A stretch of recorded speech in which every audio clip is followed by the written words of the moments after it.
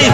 لا إله إلا الله محمد رسول الله. جاهدين أن يسود المسلمون مسلمون مسلمون مسلمون.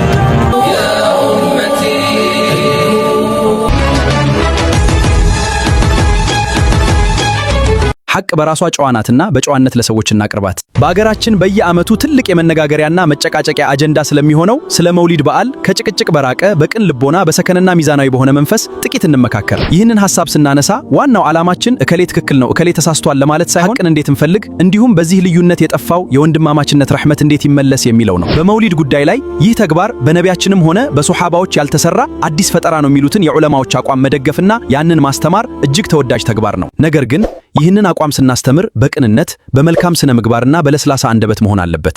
ሰውን በቃላት ከመውጋትና ከስሜታዊነት መራቅ ያስፈልጋል። ሐቅ በራሷ ጨዋናትና በጨዋነት ለሰዎች እናቅርባት። ይህ ካልሆነ ግን እውነት ቢኖርህ እንኳን ከማስረጃህ በላይ ስነ ምግባርህ የበለጠ ተደማጭና ተጽዕኖ አለውና ሰዎች ሐቅን ሳይሆን ገረጭራጫ ባህሪን አይተው ከሐቅ ሊሸሹ ይችላሉ። ይህንንም ቁርአን በምዕራፍ 3 ቁጥር 159 ላይ እንዲህ ሲል ያረጋግጣል። በአላህ ችሮታ ለዘብክላቸው አመለ መጥፎና ልበደረቅ በሆንክ ኖሮ ከአጠገብህ በተበተኑ ነበር ይላል። ይህ የሚያሳየው መጥፎ ባህሪና ልበደረቅነት ሰዎችን ከአንተ ሊያርቃቸውና ሐቅህን ከመስማት ሊከለክላቸው እንደሚችል ነው። ማስረጃ ማቅረብ ብቻውን የተሟላ ዳዕዋ ሊሆን አይችልም። በሌላ በኩል መውሊድ ማክበር ይቻላል የሚሉ ወንድሞች አቋማቸውን በቅንነት ማስረዳት፣ ለንግግራቸው የሚሆን ጠንካራ የሸሪዓ ማስረጃ ማቅረብ ይጠበቅባቸዋል። ኢስላም ከሌሎች ሃይማኖቶች የሚለይበት ዋነኛ ባህሪው በማስረጃ የሚጓዝ መሆኑ ነው። ተቃራኒ ሐሳብ ያነሱ ወንድሞች ጋር እልህ ውስጥ ከመጋባትና ካልተገቡ ፍረጃዎች መጠንቀቅ ያስፈልጋል። የኔ ካላሸነፈ የሚል የትዕቢት ጉዞ ዲን ውስጥ ቦታ የለውም። ዲን የኩራት መወዳደሪያ ሳይሆን በእዝነት የምትወዳደርበት የወንድማማችነት ጥላ ነው። ኢስላም ለወንድማማችነት የሰጠው ቦታ ከፍተኛ ነው። ቁርአን በሱረቱል ሁጁራት ሙእሚኖች ወንድማማች ናቸው ይላል። ነቢያችንም ሰለላሁ ዐለይሂ ወሰለም ሙስሊም ለሙስሊም ወንድም ነው ብለዋል። ይህን አላህና ነብዩ ያጸደቁትን ወንድማማችነት በግድ ካልበጠስኩ የሚል ድንፋታ የኢስላም አካል አይደለም። ወንድማማችነት የግለሰብ ፍልስፍና አይደለም።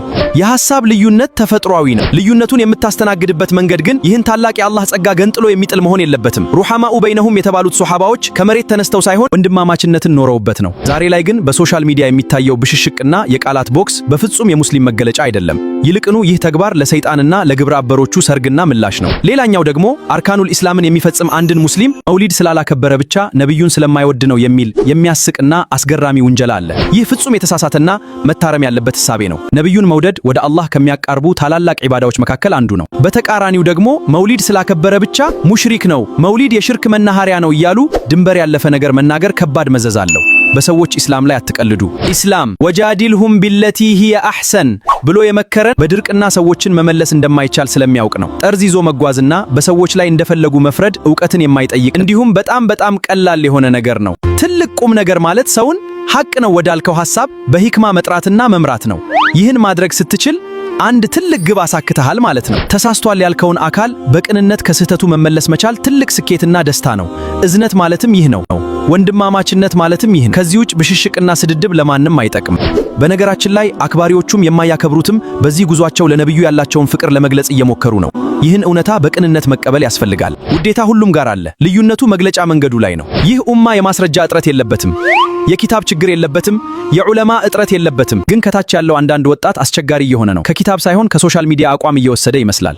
ከነብያችን ሰለላሁ ዐለይሂ ወሰለም ቅንነትን፣ አዛኝነትንና ለወንድም ማሰብን መማር እንዴት አቃተን? እሳቸው እኮ ለጠላቶቻቸው እንኳን ሂዳያን አብዝተው ይለምኑ ነበር። እሳቸውን መውደድ ማለት በሁለንተናዊ ጉዟችን እንዲሁም በሰዎች መካከል ባለን ግንኙነት የእሳቸውን ፈለግ መከተል ማለት ነው። ታዲያ የኛ የቃላት መወራወር የትኛውን ውዴታቸውን ለመግለጽ ነው? እናም እህት ወንድሞቼ የሙስሊሙን አንድነት አስጠብቆ በቅን ልቦና መወያየትና መመካከር ሸሪዓው የሚወደው ተግባር ነው። ልዩነታችን ለሶስተኛ ወገን በር መክፈቻ መሆን የለበትም። ይህን መስመር ካስተካከልን ሌላው ቀላል ነው። አላህ ልቦቻችንን በረሕመቱ ያዋህድልን። ወሰላሙ ዐለይኩም ወረሕመቱላሂ ወበረካቱ። ቢስሚላሂ ረሕማኒ ረሒም። ላ ኢላሃ ኢለላህ ሙሐመዱን ረሱሉላህ። جاهدين أن يسود المسلمون مسلمون مسلمون مسلمون